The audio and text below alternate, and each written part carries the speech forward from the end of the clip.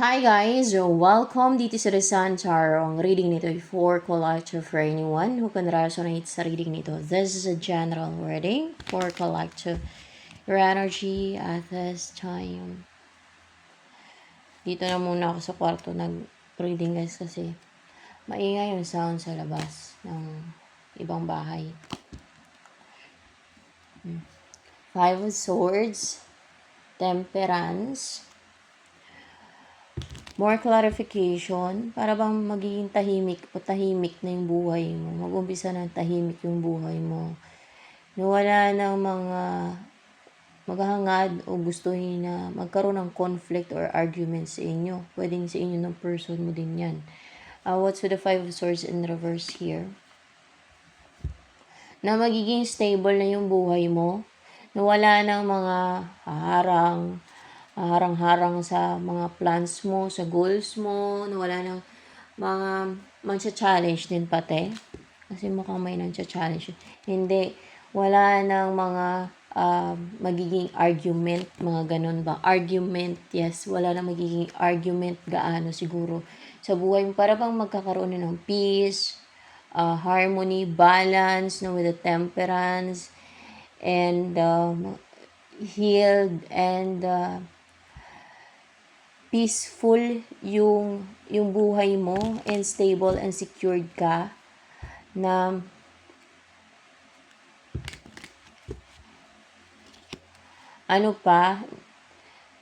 pati na with the King of Pentacles. Clarification na naman to. So, gano'n na nga yun. Yun ang ibig sabihin nun. Ano pang energy mo ngayon? Two of Pentacles in reverse. You know what you want now. You know what is right from wrong, what is the best decision na dapat mong piliin, kung anong tama, no? Kung ano yung mali, kung ano yung makabubuti sa'yo at hindi. Mga ganun ba? Or hindi ka na magja-juggling pa kasi in reverse na yan siya. Hindi ka na ma-stuck yung nagja-juggling. Yung parang naubos yung panahon mo, yung time mo, yung oras mo, kakaway kung ano ba yung gagawin mo. Or parang napapatingga ka dahil sa kakaisip, kaka-decide, ganun. Hindi ka mawarian, hindi mo mapagdesisyonan, yung ganun. Kung meron mang mga nagpapalito sa'yo, ganun, hindi ka na malilito. Pati, ano pa, ang tungkol sa'yo, ay, Nine of Swords in reverse, and Ace of Cups. Dadapuhan ka na ng blessing. Bubuhusan ka na ng blessing para mag-flowing yung blessing sa'yo. And then, parang mawawash out. I feel, I sense na mawawash out. And I hear it. Na may mawawash out daw na mga negativities. Para bang malinis. Alam mo yung tubig na parang nalilinis, natatanggal yung mga impurities, no, mga ganun sa'yo, or negativities to. May mga matatanggal sa'yo na negativities na stuck sa'yo. Mga ganun, mga negativities, yes, matagal na to na na-stuck sa'yo, na natingga yan sa'yo yung mga negativities na yan. Parang buhusan ng tubig ba? Parang ganun. Linisin ka, mawash out, lalabas, no? Sa'yo yung mga negativities na yan na naipon mo. Minsan yung mga negativities na yan, unintentional, intentional, or intentional man, na sinisend sa'yo ng iba, or nakukuha mo yan sa environment, sa kadalasan sa mga tao din, at sinisent ng mga evil. Pwede din. Ganon. At makaka-recover ka na sa anxiety, stress, fear, or kung sa mga fear issues mo, mga ganon na parang naharangan ka, napigilan ka dahil sa takot mo, dahil sa anxieties, sa may nang-inflict sa'yo ng fear, mawawala na yan, yung mga nang-inflict sa'yo ng fear. Ano pa? ang darating sa'yo. Hirap ng posisyon ko dito. Ang awit. Yung hindi ka na mag-aantay. Yung wala nang waiting. Ano pa yung darating sa'yo na yan na 3 of Wands in reverse na yan? Yung gustong-gusto mo na person o yung wish mo, yung winish mo na Knight of Wands, person to. Maybe this is a person with the Knight of Wands here and the Fool na hindi nag-risk sa'yo, na para bang player nga lang to, uncommitted, hindi ready na mag-commit, hindi ready na mag-settle down. Alam yung parang naglalaro, ganun. Happy-go-lucky na person. Ganun. High Priestess. Meron kayong spiritual connection ng tao na yan? Meron. And that's why malungkot, maybe both of you malungkot na wala yung isa't isa sa buhay nyo, both of you. Hindi, yung person mo na yan ang malungkot lang pag wala ka sa buhay niya. Siya ang malungkot o matamlay na malungkot, hindi kontento, hindi fulfilled pag wala ka sa buhay niya. Meron kayong spiritual connection na you are meant na bubuo ng pamilya nitong person na to. May nangyaring delay pero mawala na yung delay sa inyong dalawa na mangyari na to. Ano yun? Mawala na yung delay na mangyari na to sa inyong dalawa. Mawala na yan. Yun na nga mawala na yung mga delay, pati yung mga distractions, yung mga kung merong nalito yung person mo, kung kaya tumagal, baka nalito siya o dahil may option siya, dahil player siya. Wala na yung mga yan. I don't think so kung it's a best choice. Pero meron kayong spiritual connection na ibig sabihin yan, meron kayong gagawin together, yung bubuo kayo ng pamilya. Pag may mga spiritual connection, para bang nakadestin kayong dalawa. Ganun ba yun? In short, nakadestin niya kayong dalawa na maging mag-asawa, na bubuo kayo ng pamilya, na mapangasawa niyo yung isa't isa. Ganun ang nakadestin sa inyong dalawa.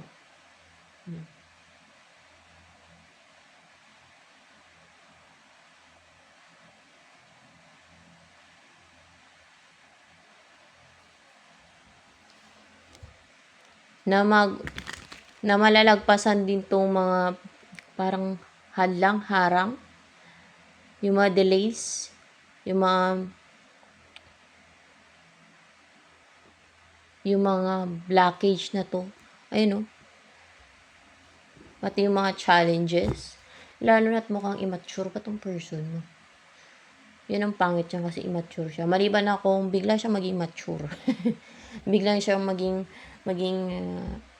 reliable, stable na partner na responsible and a good partner towards you.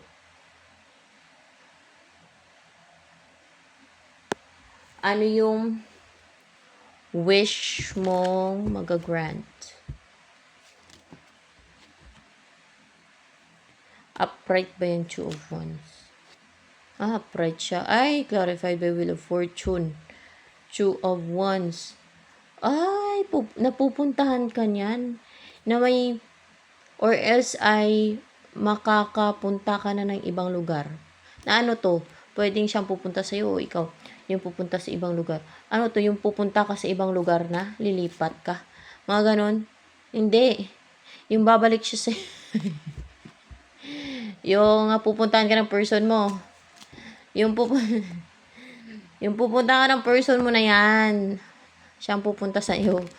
Lalo na kung may distance sa inyo.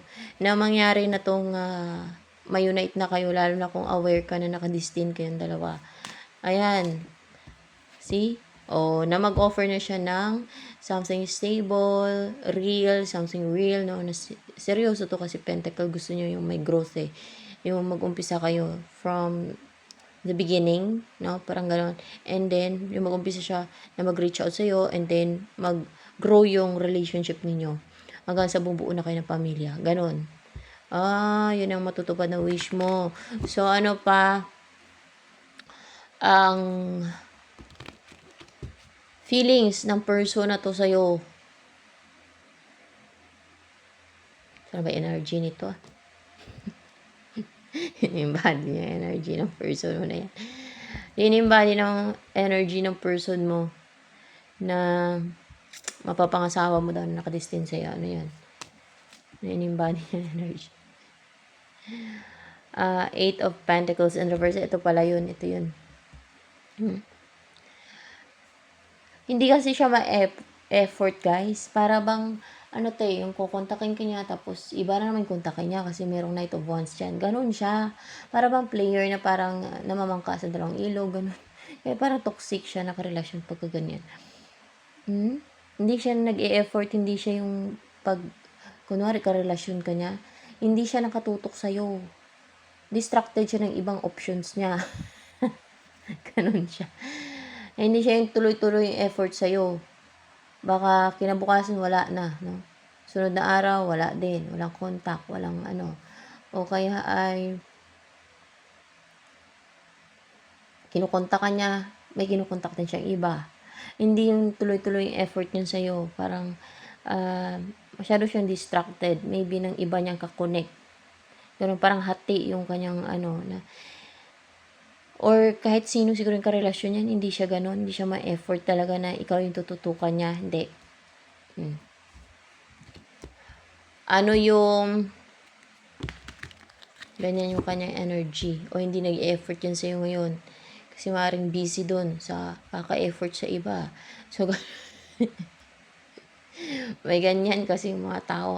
Lalo pag immature pa. O ganyan makarelasyon mo. At gusto pa mag-enjoy. Walang pagseryoso. Pero, yan daw ang mangyayari sa inyo. Lalo na nakadistin naman kayong dalawa. Pero, tignan nyo na lang kung ano ang next na mangyayari sa inyo.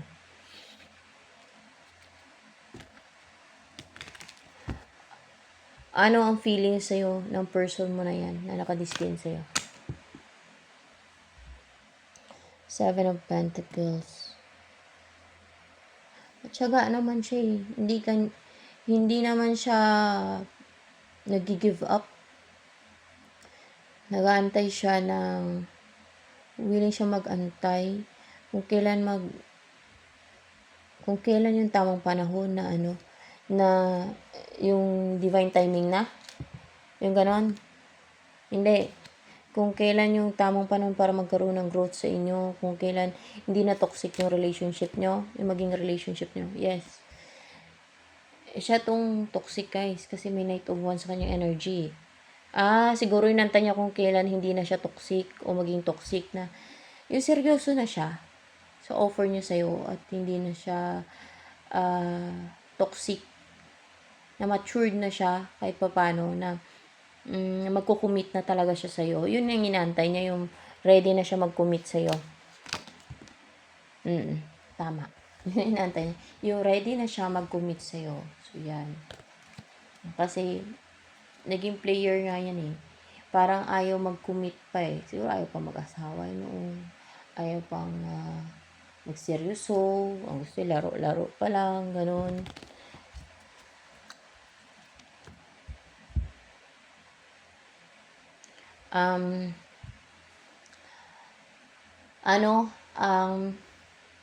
Iniisip ng person mo na to sa'yo ngayon, na nakadistance sa'yo na person mo na yan.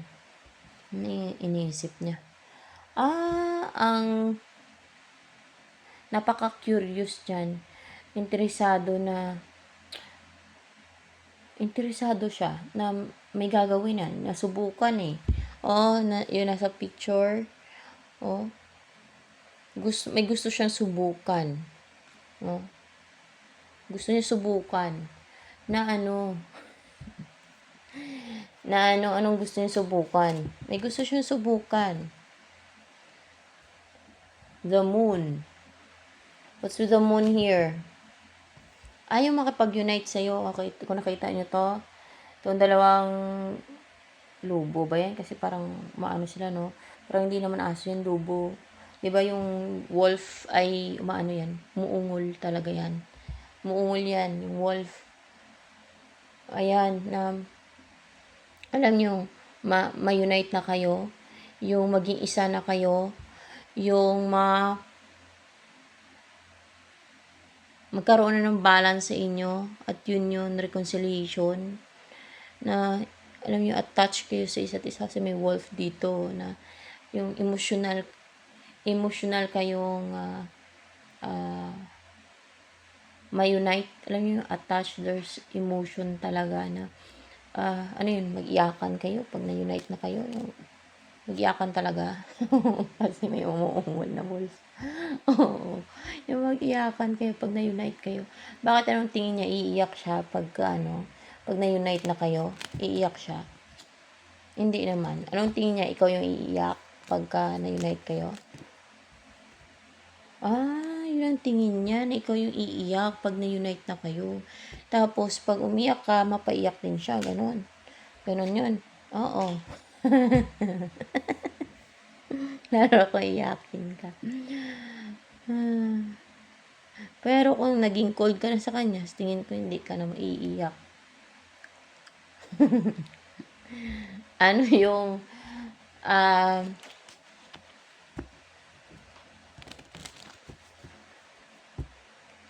yung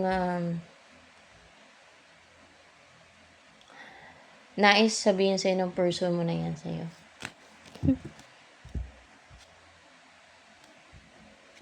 And reverse.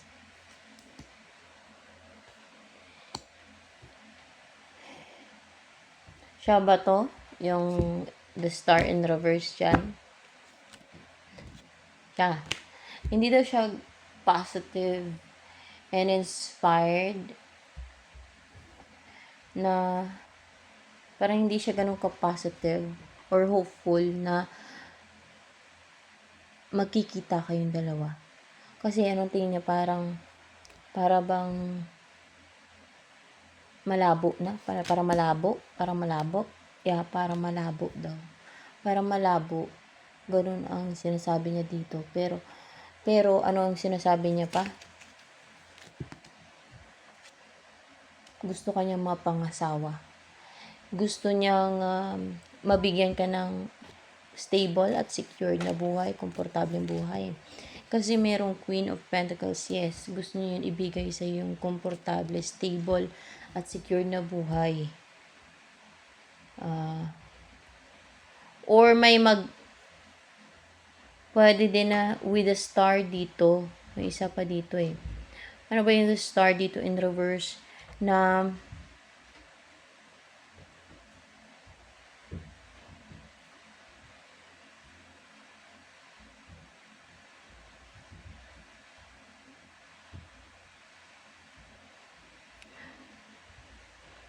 may mag-i-end daw sa pangarap niya. Pwede gano'n na. May mag-i-end daw sa pangarap niya. O kung meron pa siyang mga pangarap, may mag-i-end daw sa pangarap niya o sa mga pangarap niya. Pag na-unite kayo? Oo, pag na-unite kayo, may mag-i-end daw sa pangarap niya. Kasi, sa'yo na siya magfo-focus, hindi na sa pangarap niya. Ganon? Hindi naman. Kasi,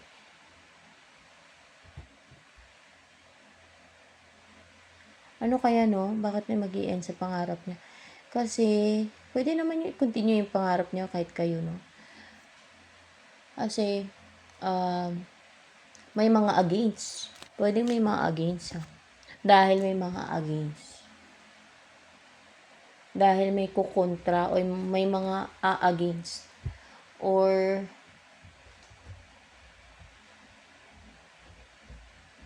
yun, ganun. pagpatuloy niya lang, 'di ba? Kahit na may against, 'di ba? Sa pangarap niya. Ba't niya na maintindihin yung mga ano na yan, yung mga against. Maliban na kung sikat 'to at, hindi na siya susuportahan ng mga fans niya 'no, maliban na kung gano'n 'no. Na 'pag nag-asawa na siya, 'di ba gano'n yung common 'no, na pagka nag-asawa na yung idol nila ay nagagalit sila 'no. May ganyan. Maliban na kung gano'n, 'di ba? Pero hindi naman siguro. May against ba talaga pagka inasawa ka na niya? Wala. Wala. Wala naman silang, wala namang against. Wala naman daw. Yun ang tingin niya. May mga against na mapektuhan yung pangarap niya, mag-i-end yung pangarap niya, o maybe career niya. Pero willing siya na ano, na sacrifice yung pangarap niya na yan. Oo, willing siya i-sacrifice yung pangarap niya na yan. Baka may mga goals pa yan, pangarap sa buhay na malalaki, ganun. Pero wala daw mag-a-against yan. May continue yung pangarap niya na yan. No? Baka magkaroon pa sa inyo ng collaboration yan. Mas lalo pa nga maging successful o malayo pa yung ma-achieve ninyo na magkasama kayo yung dalawa at masaya pa kayong dalawa kasi you are together. And mas lalo pa siyang ma-inspired kasi nandyan ka. Hindi na siya malungkot, di ba? So, ito na lamang guys for collective reading.